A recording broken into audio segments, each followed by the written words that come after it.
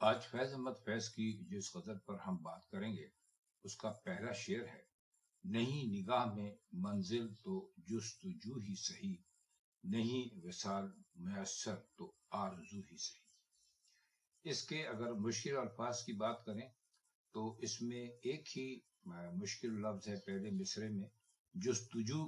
جستجو کا مطلب ہوتا ہے کوشش کرنا، تگ و دو کرنا، کسی چیز کو پا لینے کے لیے ایک مسلسل عمل کرنا۔ وصال دوسرے مصرے میں ہے، وصال کا مطلب ہوتا ہے اپنے محبوب سے ملاقات ہو جانا یا ملاقات کر لینا، اور آرزو کہتے ہیں خواہش کو۔ اس پہلے شعر میں فیض احمد فیض نے بڑی اچھی بات کی ہے، اور اس سے ایک ہی مطلب نکلتا ہے کہ جب آپ کسی چیز کو پانے کی آرزو کرتے ہیں یا آپ کے دل میں خواہش ہوتی ہے یا آپ جستجو کرتے ہیں تو آپ کو ایسا لگتا ہے کہ آپ ناکام ہو رہے ہیں، یا جس منزل کو آپ پا لینا چاہتے ہیں وہ منزل دھندلی ہے۔ بعض اوقات ایسا لگتا ہے کہ اس کو پا لینا شاید ناممکن ہو، اور منزل کو پا لینا ایسا ہی ہے جیسے آپ اپنے محبوب کو پا لیتے ہیں، اس کے وصال سے آپ خود کو خوش کرتے ہیں، شاد کام کرتے ہیں۔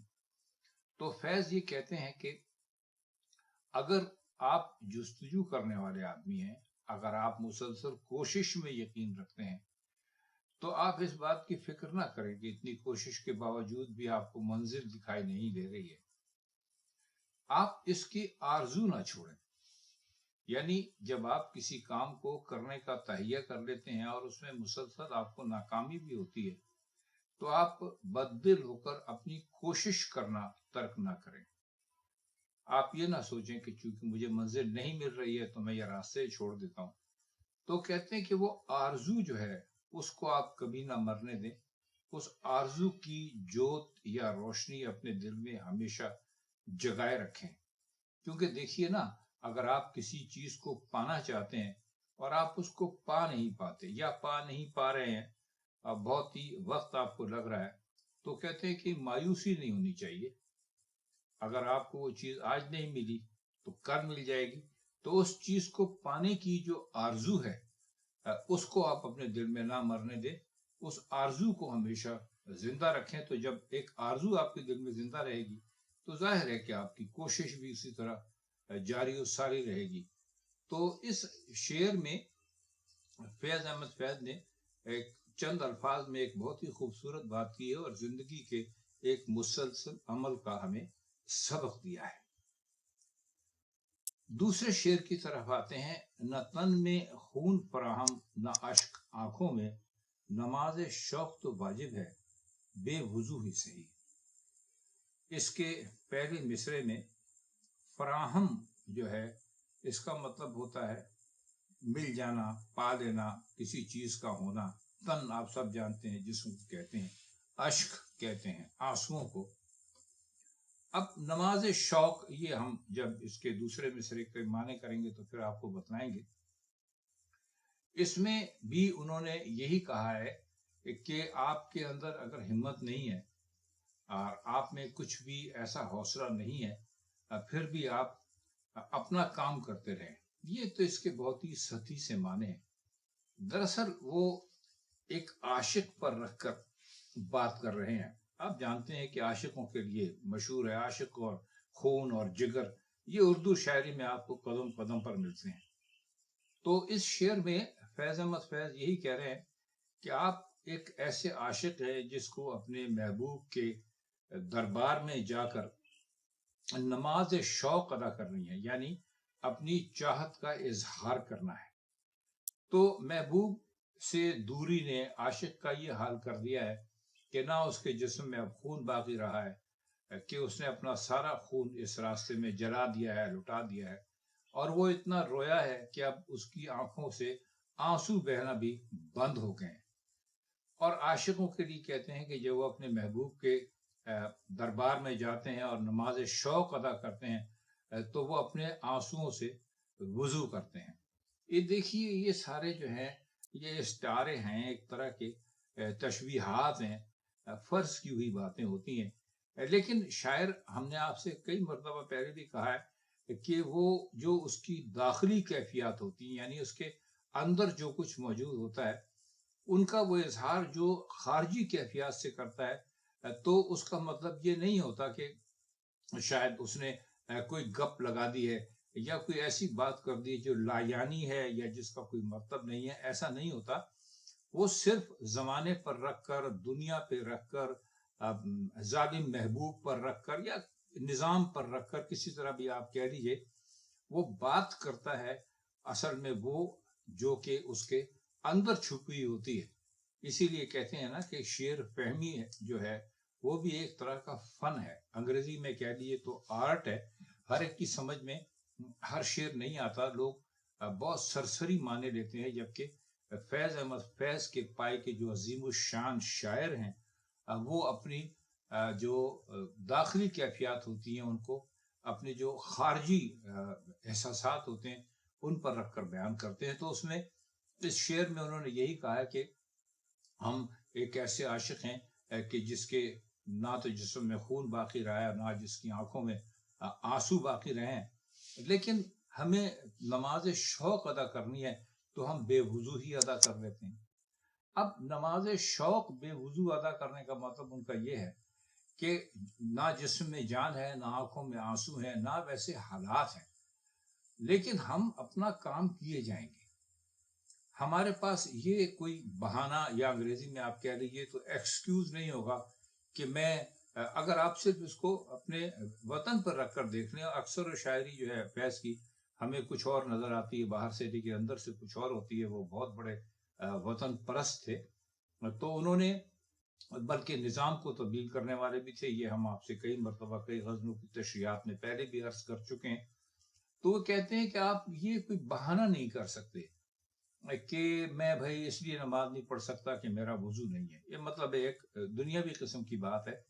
لیکن آپ کو اگر اپنے وطن کی خدمت کرنی ہے، آپ کو تگ و دو کرنی ہے، جد و جہد کرنی ہے، آپ کو اس نظام کو تبدیل کرنا ہے، تو آپ کے پاس کوئی بہانہ نہیں ہوگا.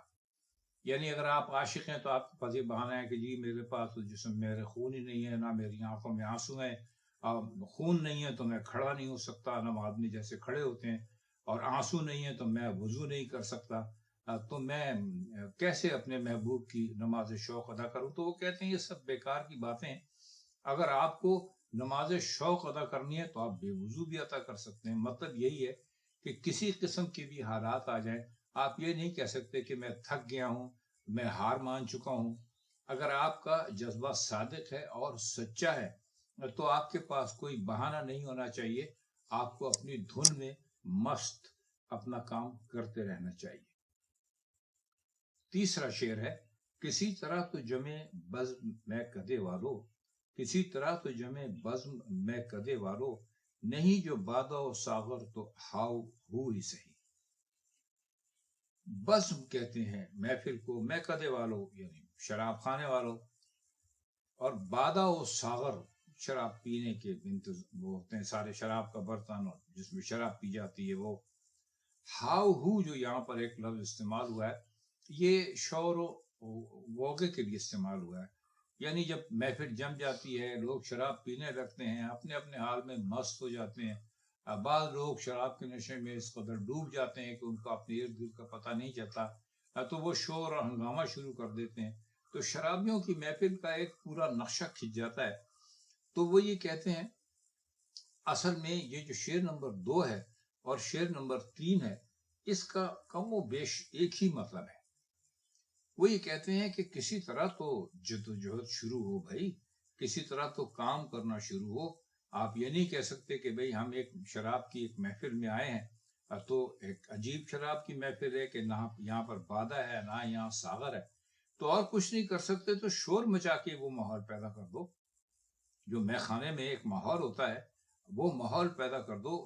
تو یہ جو پہلے والے شعر میں، اس سے پہلے جو شعر تھا یہ نہ تن میں خون فراہم، اس میں اور یہ نیچے والا شعر ہے، اس میں آپ یوں سمجھ لیجئے کہ فیض صاحب نے ان دونوں اشعار میں ایک ہی بات کہی ہے، اور اس میں بھی یہی بات انہوں نے کرنے کی کوشش کی ہے. بلکہ کوشش کیا کی ہے، یہ بات کہہ ہی دی ہے کہ تمہارے پاس اگر تمہیں عمل کرنا ہے، اگر تم تبدیلی چاہتے ہو، اگر نظام سے لڑنا چاہتے ہو وغیرہ، تو تم یہ نہیں کہہ سکتے کہ جی ہمیں شراب کی محفل تو ہے ہی نہیں، ہم کیسے میکدے میں محفل جمائیں یا اپنی بزم کا اہتمام کریں، یہاں تو نہ شراب ہے نہ شراب پینے کا بندوبست ہے۔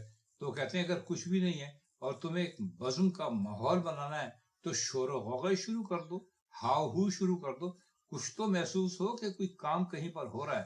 یہ بالکل سناٹے میں رہنا جو ہے یہ تو عاشقوں کو یا رندوں کو کسی طرح بھی واجب نہیں ہے۔ اگلا شعر ہے، گر انتظار کٹھن ہے تو جب تلک، گر انتظار کٹھن ہے تو جب تلک ہے دل، کسی کے وعدہ فردا کی گفتگو ہی صحیح۔ اب میں اگر آپ کریں اور ہم سارے شعروں کو ایک ہی لڑی میں پروتے چلے جائیں تو آپ کو بھی اچھا نہیں لگے گا، تو اس کو آپ کسی طرح سے لے لیجئے، اگر آپ چاہتے ہیں تو عشق مجازی میں لے لیجئے۔ تو وہ یہ کہتے ہیں کہ محبوب نے وعدہ کیا تھا کہ وہ ہم سے ملنے کے لیے آئے گا یا آئے گی، لیکن وہ نہیں آ رہا، اور انتظار جو ہے وہ بڑا کٹھن ہے، بڑا مشکل ہے، سمجھ میں نہیں آتا کہ وقت کیسے گزاریں۔ تو کہتے ہیں پھر ایسا ہم کر لیتے ہیں کہ کل جو ہم سے محبوب نے وعدہ کیا تھا، وعدہ پردہ یعنی کل کا وعدہ، پردہ کہتے ہیں فارسی میں کل کو، تو کہتے ہیں کہ اپنے دل سے مخاطب ہو کر بات کر رہے ہیں کہ اگر انتظار کٹھن ہے، تجھ سے انتظار نہیں ہو رہا ہے، تو پھر وقت گزارنے کے لیے کچھ تو ہونا چاہیے۔ تو کہتے ہیں کہ پھر ایسا ہے کہ کوئی اچھی میٹھی میٹھی سی گفتگو ہونی چاہیے، اور وہ اس سے بہتر گفتگو کیا ہو سکتی ہے کہ ہم سے کسی نے کل ملنے کا وعدہ کیا تھا، اور اس وعدے کے دوران جو گفتگو ہوئی تھی، یعنی جو بھی ایک عاشق اور معشوق کے درمیان گفتگو ہوئی تھی، تو چلو اسی کو یاد کر لیتے ہیں، تو اس میں ہمارا وقت انتظار کا اچھا گزر جائے گا، کیونکہ جب اچھی باتیں آپ کر رہے ہوتے ہیں، اچھے وقت کو یاد کر رہے ہوتے ہیں، تو آپ کا وقت ایسے گزر جاتا ہے کہ آپ کو پتہ بھی نہیں چلتا۔ تو وقت گزارنے کے لیے وہ کہتے ہیں کہ سب سے اچھا طریقہ تو یہی ہو سکتا ہے، کیونکہ اگر انتظار کٹھن ہے تو سب سے اچھا طریقہ یہی ہو سکتا ہے کہ جو محبوب نے کل ملنے کا وعدہ کیا ہے اس کے بارے میں گفتگو کی جائے۔ جب اس بارے میں گفتگو کی جائے گی تو ظاہر ہے کہ محبوب ہنسا بھی ہوگا، مسکرایا بھی ہوگا، اس نے کچھ ایسا ناز اور انداز بھی دکھائے ہوں گے، اور پھر اس نے کہا ہوگا کہ ٹھیک ہے ہم کل آپ سے ملاقات کر لیں گے۔ تو یہ ساری باتیں ایک شاعر کے لیے بڑی دل خوش کن ہوتی ہیں۔ تو یہ کہتے ہیں کہ کسی نے ہم سے اگر وعدہ پردہ کیا تھا، کل ملنے کی بات کی تھی، تو اس دوران جو گفتگو ہوئی تھی، چلو ہم اس گفتگو کو یاد کرتے ہیں، اس سے ہمارا کچھ وقت اچھا گزر جائے گا۔ آخری شعر ہے، دیار غیر میں محرم اگر نہیں کوئی، تو فیض ذکر وطن اپنے روبرو ہی صحیح۔ اس شعر میں تو بالکل صاف محسوس ہوتا ہے کہ یہ شعر شاید فیض احمد فیض نے اس وقت کہا کہ جب وہ کسی قسم کی جراوطنی میں تھے۔ فیض احمد فیض نے بہت ساری کئی مرتبہ زندگی میں بڑی طویل جراوطنی کی زندگی بھی گزاری۔ یہ بھی ہو سکتا ہے کہ یہ شعر انہوں نے کسی جیل میں کہا ہو، لیکن بہرحال لگتا یہ ہے کہ چونکہ دیار غیر کہا ہے انہوں نے، دیار غیر کا مطلب ہے دوسری جگہ، یا بے وطن ہونا، یا دوسرے لوگوں کا وطن، اور محرم وہ ہوتا ہے جس سے آپ اپنا راز کہتے ہیں، دل کی باتیں کہتے ہیں، روبرو کہتے ہیں آمنے سامنے کو۔ تو کہتے یہ ہیں کہ ہمارے سامنے اس وقت ہم دیار غیر میں ہیں، ہم اپنے وطن کی بات کرنے کے لیے ہمارے پاس کوئی موجود تو نہیں ہے، اور لیکن ہمیں چونکہ اپنے وطن کی بات کرنی بھی ہے، تو پھر ہمارے پاس ایک ہی طریقہ رہ جاتا ہے کہ ہم خود سے باتیں کرنا شروع کرتے ہیں۔ وطن کی باتیں کرنے یا کسی کی بھی گفتگو کرنے کے لیے، کسی کے بارے میں گفتگو کرنے کے لیے تو ظاہر ہے آپ کو ایک دوسرا فرد بھی چاہیے ہوتا ہے نا۔ تو فیض احمد فیض کہتے ہیں کہ ہمارے پاس تو ایسا کوئی ہے ہی نہیں کہ جس سے ہم دل کی بات کر سکیں، اور ہمیں اپنے وطن کے بارے میں باتیں بھی کرنی ہے، تو ہمارے خیال میں یہی مناسب ہے کہ ہم اپنے آپ سے ہی اپنے وطن کی باتیں کریں۔ تو خواتین و حضرات، یہ بہت ہی مختصر سی تشریح تھی فیض احمد فیض کی غزل کی۔